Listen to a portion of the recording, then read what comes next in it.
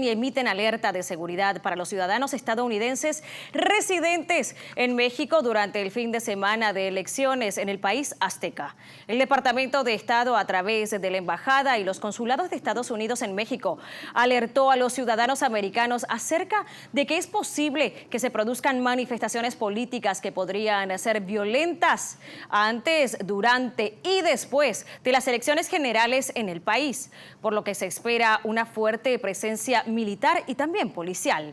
De igual manera, les sugieren a los estadounidenses evitar las áreas alrededor de las protestas y manifestaciones que podrían ser impredecibles y no participar, por supuesto, en las que autoridades pudieran considerar políticas, ya que la ley mexicana prohíbe las actividades políticas de ciudadanos extranjeros y la participación podría resultar en la detención o también su deportación. Y para platicar un poco más a fondo en este tema hemos invitado al doctor Víctor Hernández. Él es analista político, especialista en terrorismo de la Universidad Panamericana de México. Muy buenas noches, doctor. ¿Cómo está usted? Muy buenas noches, gracias por la invitación. No, al contrario, es un placer para nosotros siempre tenerlo aquí en Punto de Visión. Y precisamente hablamos de la violencia en el país y es una de las preocupaciones más grandes a nivel nacional e internacional, pero también de la misión con observación internacional de transparencia electoral. Hablemos un poquito, ¿es realmente una de las elecciones más sangrientas que se viven en México? Sí, la realidad es que en todos los parámetros, no solo si hablamos del asesinato de candidatos, sino también de sus familias o de funcionarios gubernamentales, sí que ha rebasado todos los parámetros de lo que se podía predecir para esta elección. Es la forma en la que las organizaciones criminales votan al eliminar a ciertos candidatos que a lo mejor han hecho promesas de actuar en contra de ellos o que simplemente no han aceptado los sobornos y las dádivas que les ofrecen. Todavía en elecciones anteriores había un poco más un fenómeno de amenazas, donde los candidatos tenían la oportunidad de decidir si se bajaban o no de la contienda electoral. Esta fue una elección donde los asesinatos ocurrieron en su mayoría directamente, sin previo aviso, y digamos, en ese sentido, no solo son víctimas las personas que perdieron la vida, sino además aquellos otros candidatos, que estamos hablando de cientos que se bajaron de la contienda por temor a ser los siguientes, y por supuesto los millones de ciudadanos que, sobre todo a nivel municipal, que sería el equivalente de a nivel condado en los Estados Unidos, pues se están perdiendo de ciertas preferencias, que ciertos candidatos que hubieran preferido votar por ellos, pero que ya no van a poder porque perdieron la vida e incluso en algunas ocasiones ni siquiera se les sustituyó por temor a que el sustituto también fuera asesinado. Doctor, como bien decimos, según muchas organizaciones por la paz, medios de comunicación, son los que han catalogado estas campañas como las más violentas de la historia, ya que se reportan alrededor o más de 30 candidatos que lamentablemente han perdido la vida en consecuencia de estos sucesos tan violentos. Hablemos un poco si está realmente en riesgo la democracia nacional. Eso sería por un lado. Y por el otro, ¿cómo afecta esto a los extranjeros que se encuentran en el país? Lo que está sobre todo en riesgo es la democracia a nivel local. La abrumadora mayoría de los candidatos asesinados son candidatos a nivel municipal, a nivel de condado. Los cárteles rara vez se van a atrever a atentar contra la vida de un candidato a la presidencia o de un candidato a una gobernatura. Son los candidatos municipales los que están en más peligro precisamente porque son la mayoría. No habría forma de ponerle un oficial de policía o un soldado a cada candidato porque son miles de puestos de elección popular los que en este momento están en juego.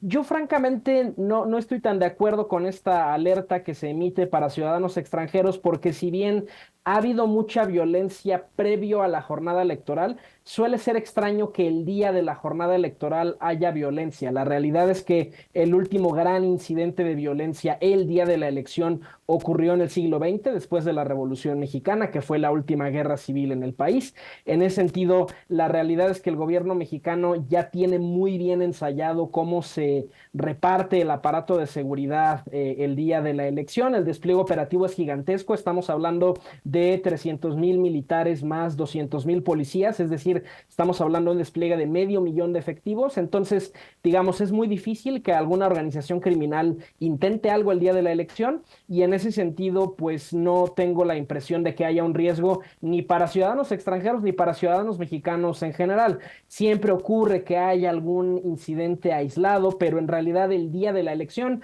es muy difícil que los cárteles se atrevan a algo con un despliegue tan grande. Muy importante su punto de vista, muy importante como nos dice. Ahora vamos a las urnas. ¿Usted cree que la población acudirá a las urnas con esta problemática en mente? ¿Piensa usted de que esto se verá reflejado a la hora de votar? Si vemos el histórico de participación electoral en México, normalmente participa el 50% del padrón electoral en las elecciones, es decir, normalmente solo 1 de cada 2 mexicanos sale a votar el día de la elección. Estamos hablando de un padrón electoral de más o menos 90 millones de personas. Nunca, reitero, después de la Revolución Mexicana ha habido un problema de falta de participación por temor a miedo a la violencia electoral, salvo municipios muy acotados donde sí hay una crisis de inseguridad.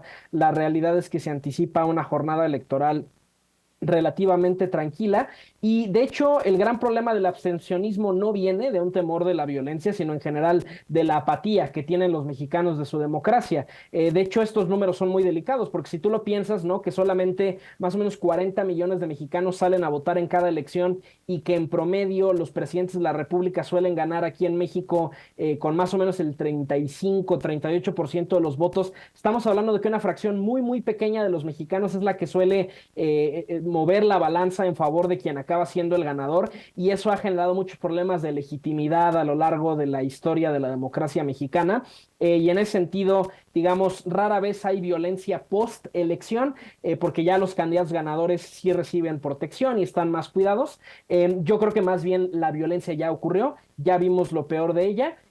Y es muy trágico, ¿no? Hablar de tantas vidas perdidas y de municipios donde los mexicanos ya no van a poder elegir a la persona que hubieran querido porque ya no está con nosotros. Efectivamente, y también tenemos como ejemplo lo que han sucedido en países como en Ecuador, ¿verdad? Donde durante las elecciones se han empañado de sangre, viendo muchísimas víctimas que fueron aquellas personas que se postulaban a diferentes puestos, como dice usted. Entonces, por esa misma razón es que tratamos de analizar y ver en estos países donde la violencia está bastante elevada, cómo se están manejando. Y a propósito de eso, ¿qué tan riguroso cree usted que está haciendo el gobierno mexicano con respecto a cuidar las actividades de los extranjeros con respecto a la política nacional? La realidad es que la legislación que citabas hace un momento, ¿no? La prohibición de participación de extranjeros en la vida política nacional, es una legislación muy arcaica que se heredó del siglo XIX, sobre todo después de la Guerra de los Pasteles, que fue una de las primeras guerras con Francia, la intervención norteamericana, digamos, viene de esa época, participaciones como la del embajador Henry Lane Wilson, que es de los episodios que detonan la Revolución Mexicana. Pero la realidad es que es una legislación que no se le da cumplimiento realmente. Hay varios propagandistas del gobierno federal actual que son ciudadanos extranjeros y que en ese sentido tendrían que haber sido expulsados de México desde hace muchos años y no ha ocurrido. La realidad es que, a ver, sí existe en la ley, sí es mencionado como una causal de deportación, pero tiene mucho tiempo que no se ejerce ese castigo y por tanto yo no lo vería como un riesgo y mucho menos si ese activismo político es en redes sociales, es en Twitter. Normalmente esta fiscalización solo ocurre en televisión, en radio, digamos, canales que controla el gobierno mexicano. Excelente su punto de visión. Tenerlo aquí con nosotros es siempre un placer, doctor Víctor Hernández, analista político, especialista en terrorismo de la Universidad Panamericana de México. Tenga buenas noches y gracias nuevamente por su tiempo. Gracias por la invitación.